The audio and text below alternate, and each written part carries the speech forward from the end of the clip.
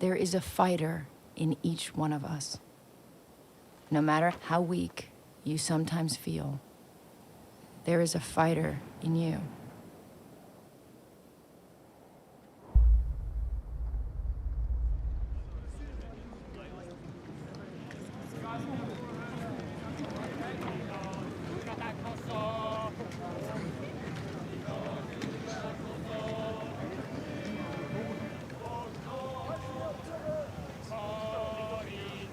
I was just so inspired by Louis's life, and I really felt I knew why so many people love the book. Louis is this extraordinarily witty, charming, full of fire, imperfect man. Louis's story is an extraordinary story because Louis's story is all of our stories. He is somebody who shows through all of his sufferings and all of his failings how we can rise up. Louis always tried to be inspirational and help others, but he has always wanted to do it through a film. And he's waited 50 years, and now this is that moment, and I am so fortunate to be able to tell that story.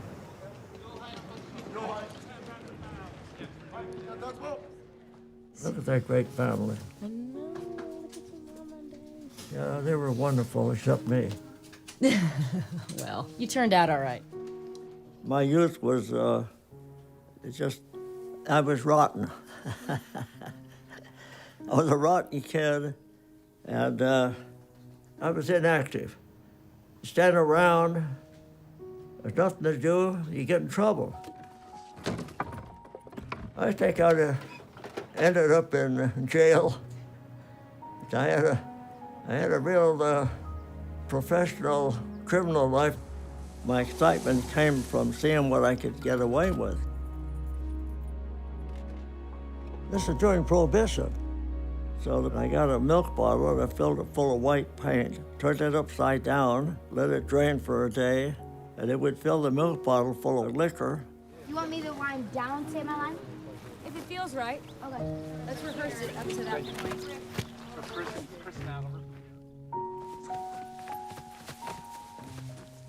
Well, I got most of my running in as a child, running from the cops. And so then they started talking about what to do with me. And my brother said, well, we got to get him into some activities. And the chief said, well, we've been chasing him all over town for 3 or 4 years. I should just run him. And what a transition it was. It was just unbelievable. But I made up my mind, I'm going to give in. I'm going to go all out to be a runner. And so it wasn't long before I won my first race, and then I never lost another race for 5 years. Well, the Olympics, I was still just a high school graduate, and I thought the Olympics was too far out of my reach. Louis, a moment of pain is worth a lifetime of glory. You remember that?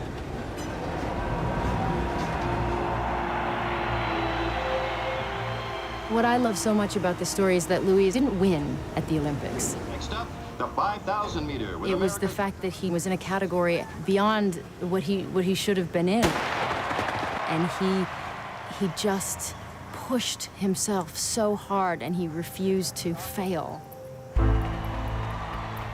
So all the great runners were out in front, and I couldn't keep up the pace because I gained 14 pounds on the boat eating all that free food. And Zamperini is fading too, dropping for But the last lap came, and I thought they were 50 yards ahead of me.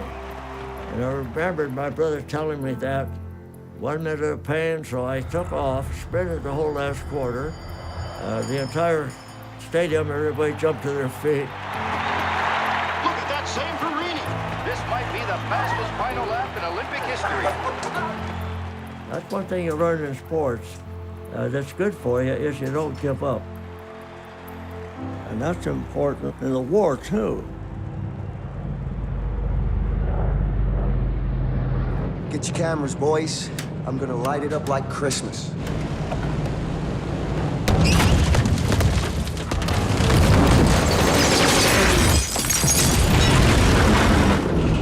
Everybody brace.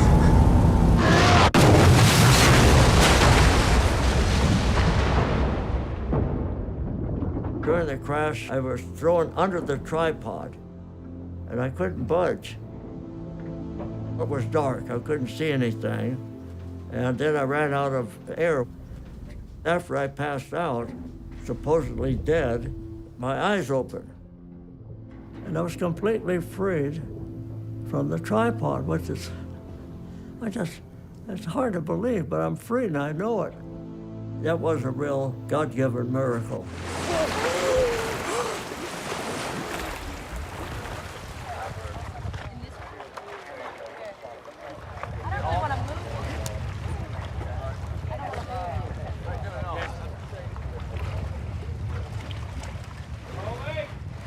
I don't know how anybody lived through it. You're out in the middle of the largest ocean in the world, and there's no food.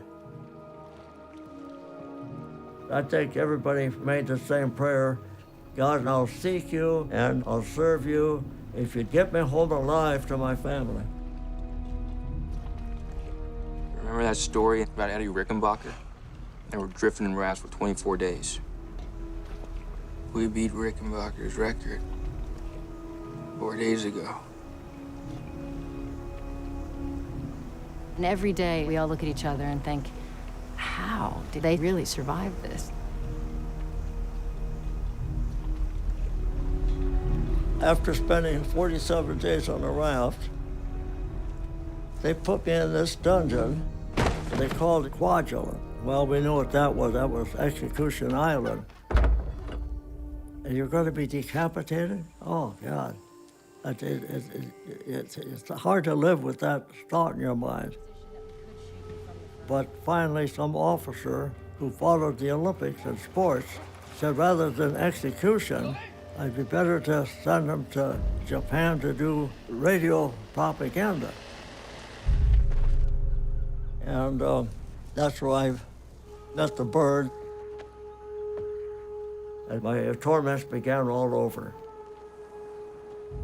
Who is the Olympic athlete? The bird, he was given orders to make my life miserable. You are like me. We are both strong. I saw it in your eyes the first day. I thought, this man will be my friend. But enemy of Japan. The camp was by far the worst because you're a victim and they can do what they want. This man must be taught respect. All other prisoners will teach him this lesson. Each prisoner will punch this man in his face. We cannot do that.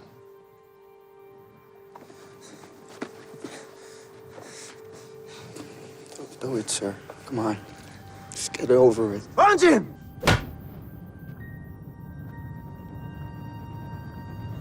Hit hard! Come on! Hit me! Next!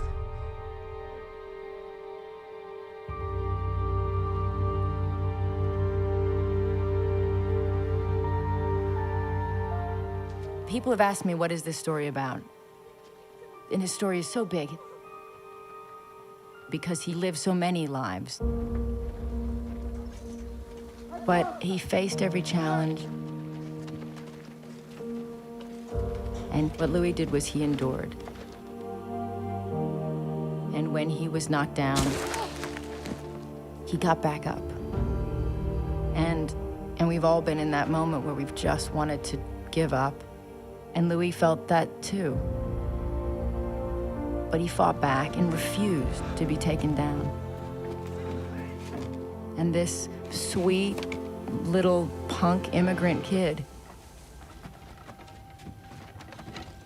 who didn't think very much of himself and felt he was going to amount to less than nothing, became an inspiration to the world.